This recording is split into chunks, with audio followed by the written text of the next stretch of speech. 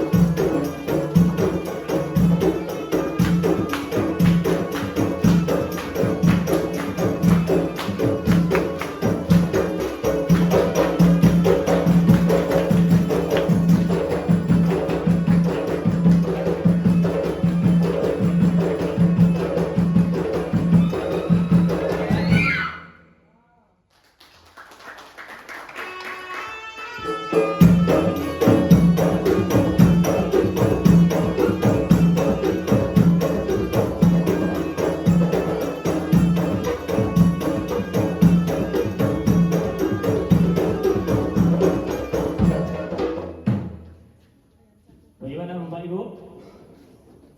Itu sebuah tarian Aceh Bu, yang menggambarkan dia tari bukat.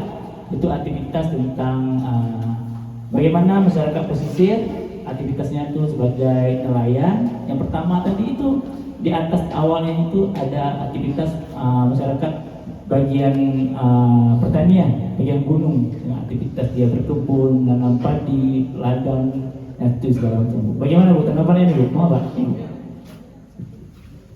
Mungkin ada hal yang ingin ditanyakan terkait dengan tarian ini. Yuk, silakan Bapak Ibu. Assalamualaikum semua. Terima sekali, terima kasih kerana memberikan persembahan yang sungguh gas sekali kepada kami. Terima kasih. Ada tak kalau macam waktu latihan tu macam terhantu kepala? Untuk yang lelaki-lelaki, untuk sebab pergerakan yang pantas ya. Ada tak? Sering.